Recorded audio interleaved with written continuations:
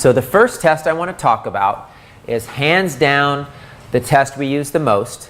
It's also the test that the Great Plains Laboratory checks the most often. I think it's the most comprehensive test, and it's called the OATs test. And OATs stands for Organic Acids Test. And it is, I'm just going to show you guys, it's a box, and it's a urine test kit. So this is a urine sample, and this is the little test kit. And there's instructions here how to do it. You're just basically doing a urine sample into a cup, sending it to the laboratory. And if you have questions on how to do it, you could call our office, and we could help you with questions related to how to do the sample. But there are pretty good 1, 2, 3 walkthrough steps on how to do the sample. We do have some pretty good literature on how to do an OATs test, on what's in it. And this is a really nice brochure on why do we check the different things that are found in this test. It's an OATs test, Organic Acids Test. So just a real quick understanding on like how do we check things in the body? How can you pee into a cup and find out all the stuff that's going on in my body? Because, you know, the medical system does use urine tests for some things, but they don't use them a lot. They mostly check blood for things. It's amazing what you can find out in the urine. And why can you find out these things in the urine? Because there's metabolic waste that's eliminated out through your urine from natural processes of metabolism in your body. So in other words, there are foods you put in your mouth, there's chemicals and things that go in your body that are excreted out through your urine. And so if there's large amounts of these things that would be possibly detrimental to the body, they're going to be more concentrated as they come out through the urine. And so that's how we're able to check them.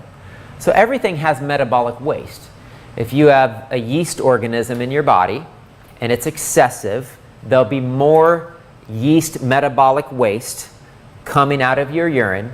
It shows that it's high, and that's how we know that there's an excessive amount of yeast in your urine because of the amount of metabolic waste coming out through your urine. I hope that makes sense. It's fairly self-explanatory. It's the reason I love the OATs test is, again, because it's so comprehensive. The first 18 markers, and you can kind of look at the sample that I've given you, the first 18 markers are yeast, fungus, mold, candida, and clostridia markers. So if somebody has, if you want to check for mold, that's markers 2, 4, 5, and 9. Yeast, fungus, candida, 6 and 7 and 8 are ones we commonly check for that. And I don't want to go over every specific one, but it has it categorized there, yeast and fungal markers 1 through 9. And then it's got other bacterial markers 10 through 14, were actually a lot of beneficial bacteria. And then 15, 16, 17, 18, those are clostridia. And the reason you want to know if you have yeast versus fungus versus mold versus clostridia is because how you go after the infection depends on what type of organism it is. Because how you want to treat mold is different than how you go after clostridia, which is different than if it's just a mild yeast overgrowth. So that's going to determine the protocol that you use. And just to give you an example, mold is a foreign species to the human body. It shouldn't be in the human body, and it's invasive, and it will consume and take over a person's life. Just a simple example of that is when Hurricane Katrina hit New Orleans, there was an epidemic of mold toxicity through the entire city of people. The whole family would get sick, people couldn't breathe, and it was because mold was completely taking over those homes after the water subsided and just all that wetness throughout the entire homes and the carpets and the drywall created a literal mold epidemic. And it literally takes over the body. It's just a really nasty organism. But same with yeast and candida, it can grow out of control. Clostridia is kind of a whole nother animal. It's called a sporing organism. And so Clostridia, you have to treat differently because clostridia, when you attack it, it will run away and hide. And then it'll come back out. And then when you attack it, it'll run away and hide. And so you can't go after it every day because it'll just hide and you'll never kill it. And they have learned this through trial and error, honestly. I don't know how else you learn these things. But there's certain products that work good for clostridia. And I'm probably not going to go over products today, but there's certain products that work good for clostridia. And they found that when they gave people this product every day for clostridia, their numbers actually got worse. Their clostridia problem increased. Well, somehow they learned that, well, this is a sporing organism, so what we're going to do is we're not going to do anything for 2 days, and then one day we're going to hit it with this medicine, and then we're going to take 2 days off again, and then one day hit it with the medicine, and now about 90–95% of the time, within 3 months, that clostridia marker comes right back into range. And you see the difference and the change, especially in children, because of all the behavioral issues tied to these infections in the body, is huge. And I just want to make it clear that if you have a child with autism or even dyslexia, dyspraxia, any kind of behavioral or learning condition or motor skill issue, there's a very good chance there's an infection in the body. I don't know if I don't want to say 100% of the time, but I've never seen a child with a severe diagnosis such as autism or Asperger's or what they call on the spectrum and not have a major infectious overgrowth in their gut. And this is so well known and so obvious in the natural health community. Again, it's just too bad the medical system doesn't offer, better options to help these children. So that's the first 18 markers of an OATs test, and it's honestly the main reason I use it, because finding out this information is so crucial, especially if someone's having gut or digestive issues.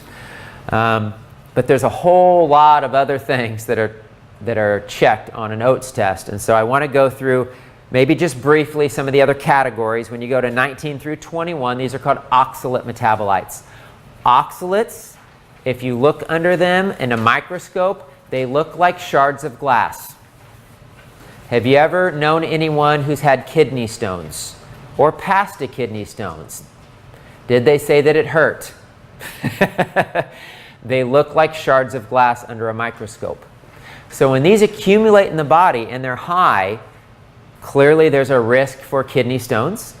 But they'll also deposit in the joints and in the muscles and the tissues, and people can have severe joint pain and not understand why, and they can have high oxalates. It can cause frequent urination, burning urination. Every time they urinate, it burns when it stings when it comes out. It could be because of the oxalates. Again, because these are like little glass shards in your body.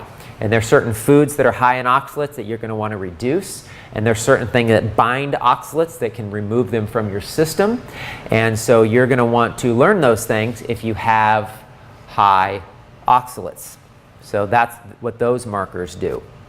22 and 23 are related to lactic acid and pyruvic. So when those are high, those can cause acidity and pain and inflammation in the body. A lot of people have heard of lactic acid. Lactic acid is like you work out really, really hard and you have sore muscles for 3 days. That's because you built up so much lactic acid in your muscles, and it takes a while for your body to excrete and remove all that lactic acid out of there. But there can be other reasons the lactic acid is high, such as infections and different things. And so you want to reduce your lactic acid if that's high, because that's another thing that can cause pain, inflammation, muscle soreness in the body. 24 through 32 are mitochondrial markers, and they're checking Krebs cycle. So if you were nerdy in chemistry and learned about Krebs cycle and ATP production in the cells, the mitochondria are what they call the powerhouse of the cell, and the mitochondria and within the cell is where energy is produced in the cell, and that's the Krebs cycle. And ATP is a marker of energy that's being produced in the mitochondria. And so this is going to tell you a couple things. One, if these markers are high or out of range, it's going to show that that person could be just exhausted and tired all the time because the Krebs cycle isn't working, because the mitochondria is stressed, and the body cannot produce ATP or energy in the cells. So if all these mitochondria are stressed, these are often the people that are tired all the time, or they've been told they have chronic fatigue syndrome or fibromyalgia or some serious, debilitating state of exhaustion. The other thing that this is telling us when these markers are high is that there's cellular stress. That's the simple way I describe it to people. Your cells are stressed out. So if you see these markers high, the cells are stressed out. Now, what is that telling us? It's telling us that there's a toxicity in the body, because the cells normally aren't going to be stressed out. So if the cells are stressed out, there's mold toxicity or some other infection. There's a chemical toxicity that the body is fighting, trying to eliminate. There is a heavy metal toxicity that the body is trying to work through. And again, the cells are stressed because they're trying to produce energy, and they're trying to produce antioxidants to fight against the toxicity, and it's more than the cells can handle because of toxicity, which is why they're stressed out, which is why these numbers are high. So I hope that's pretty clear. And so the key when you find that these numbers are high is discovering the source of the toxicity and eliminating the sources of the toxicity. So this is we can do things to support your mitochondria, which we should do because you're probably super exhausted if your cells are stressed out, if your mitochondria are stressed out. But ideally, we want to get to the root of why your cells are stressed. What's the toxicity? So that's why it's good to run multiple tests to discover what the source of the toxicity is. But in the meantime, you can support the body with antioxidants. And there's the different markers are actually more dependent on certain antioxidants than others. And we're not going to go through all those. But depending on the markers, you want to support your body or your cells with antioxidants. So that's B vitamins, vitamin C, vitamin D. All your vitamins are antioxidants. Vitamin E, CoQ10 is an important antioxidant. There's all kinds of antioxidants. There's alpha lipoic acid, and there's the astaxanthin that we love so much. And we have a product called Mitosynergy. It's specifically for the mitochondria of the cells to help them produce energy and produce ATP. Minerals are very important for mitochondrial function, especially copper. So there's all kinds of different things you can support the body with when these are out of range that's going to help the person. But again, finding the source of the toxicity is going to be the key. Okay? The next markers, 33 through 39, are neurotransmitters. Dopamine, serotonin, epinephrine, and norepinephrine. Are these things important? Yes. Why? Because this is drive, it's motivation, it's happiness. Serotonin, very well known to be the happiness hormone. It is when these markers are extremely low, it can be depression, it can be anxiety, it can be trouble sleeping. So there's a whole slew of symptoms that come along with very low levels of these important neurotransmitters. And so you might need to support the neurotransmitters and bring them up to give people better quality of life. Because if people are, I'm super stressed and anxious, I can't sleep at night, and I struggle with depression, very possibly could be low serotonin. Now, a lot of times these markers are out of range because, again, of toxicity in the body. Where's serotonin mostly produced? You guys know. In the gut. So when you got major yeast candida issues and your serotonin's in the tank, you can take something for serotonin, but you need to fix the infection issue in your gut. That's what's going to make you happy. That's why certain products like probiotics and different products, people can take and be like, oh my gosh, I feel so much better. I feel like a new person. I have a new outlook on life. Life is good because of that gut-brain connection, the gut helping to produce neurotransmitters in the body. Dopamine is our drive, it's our motivation. Let's get out of bed, let's rock and roll, let's get some stuff done. So these markers are very important. The tryptophan metabolites 36 through 39. Tryptophan is a precursor to serotonin. So your body needs to be getting, utilizing, and processing tryptophan metabolites to turn that into serotonin. And if it's not, then you're going to struggle with serotonin issues.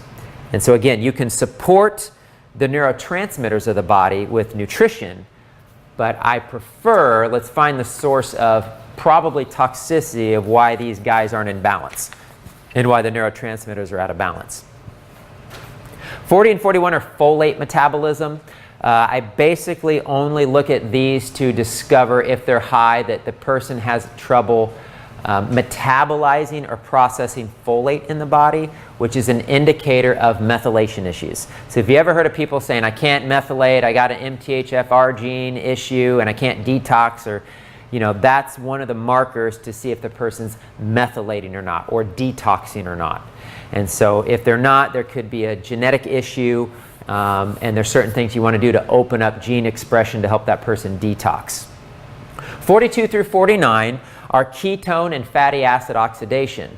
So the reason ketones are important in the body is because this is one of the components that your body uses for energy in the body. Your body can use sugar for energy, or it can use fatty acids for energy, mainly. Those are the main two sources of energy or fuel for the human body.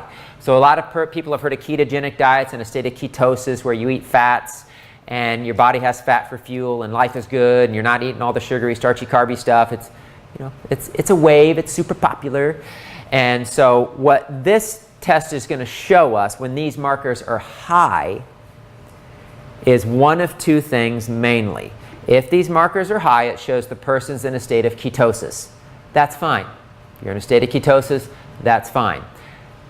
If these markers are high in your state of ketosis and you're not eating any sugars or starches or carbs, they should be high. And I often see them high.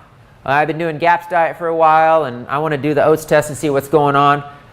These markers are always high because they're in a state of ketosis. That's perfectly fine. There's nothing harmful in that. There's nothing wrong with being in a state of ketosis. Now, if these markers are high and the person is eating bread and pasta and crackers every day, there is a severe problem. Severe problem. Because what that means is that they're eating starches and carbs. Their body doesn't know how to metabolize them or process them, and it's burning fats for fuel, even though there's sugary, starchy stuff in the in the system. What does that mean? You guys have any idea? Not metabolizing it, it's not going anywhere. Not metabolizing it. Diabetes. Insulin resistance. There's an insulin problem. There's a problem metabolizing and getting sugars into the cell of the body.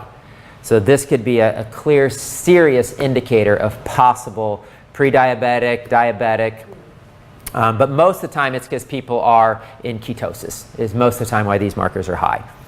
50 through 57 are our nutritional markers.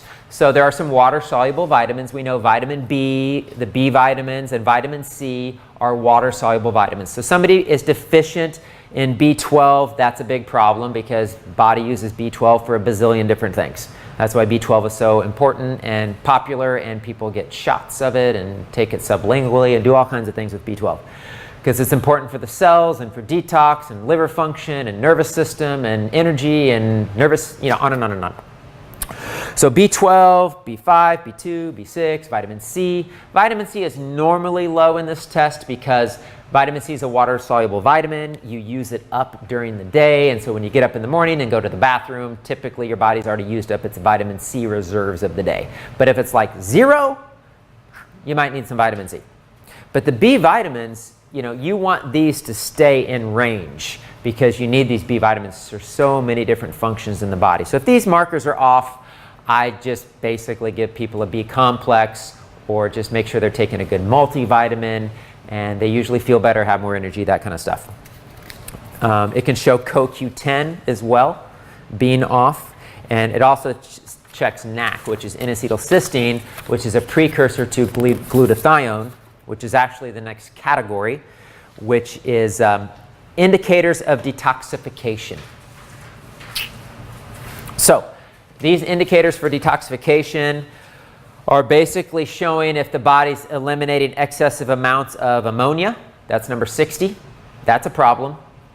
If anybody's been around or know anything about cancer, people who have cancer often smell like ammonia. Hospitals often smell like ammonia. The body actually takes certain wastes, and the job of the liver is to convert those wastes into ammonia and actually eliminate it from the body. And so when the liver's so toxic and the body's so sick, ammonia actually builds up in the system and you smell the ammonia. And so this is an indicator of a severe problem if you have a lot of ammonia coming out of your body. Number 61 is normally from one of two things. It's either the person is taking lots of aspirin. I don't know if you eat aspirin, you take aspirin. But if you're doing lots of aspirin, it's high in salicylates, which are really toxic to the body and dangerous. And so people who take aspirin every day because their doctor told them to as a blood thinner or whatever, or they're in pain, this will show high. Aspartame, you know, if people are drinking a lot of diet soda or getting aspartame somewhere, this will be high. And this is often high too when you have a lot of candida yeast in the system, because one of the byproducts of candida and yeast is these types of waste products. And then 58 and 59 are specific to glutathione. And so if glutathione's high, if these markers are high, it actually means anything with a star, just so you guys know for your own reference, anything with a star means it's an inverse relationship. So if it's high, that means you're low in it. So 58 and 59, if they're high, that means you're low in glutathione. Okay? So if any of the results you are looking at, if that marker shows high, that means that that person's actually low in glutathione. And if you're low in glutathione, that's a big deal, because glutathione is the master antioxidant. They've done tests on people with kids with autism, people with Alzheimer's, all various kinds of diseases and conditions, and they are all severely deficient in glutathione. And so what that means is that if this is low, again, means there's a source of toxicity, because if the body can't keep up with glutathione production because it's pumping out glutathione to try to deal with all the toxicity in the body, and it can't keep up and you're low in glutathione, well, you don't have anywhere near the antioxidants your body needs and your cells need to fight whatever's going on in your body. So what you can do is you can supplement glutathione. There's supplements you can take that is glutathione, or there's different supplements you can take that actually increase glutathione in the cells of your body. And so that's going to be very helpful for people struggling with chronic illness. The last markers are amino acid metabolites. Honestly, the lab admittedly don't use these very often. They're very rarely ever high or out of balance. But if they are, it means there's a problem with amino acid metabolism. It's extremely rare. And I've never even seen one in I don't know how many tests results I've looked at.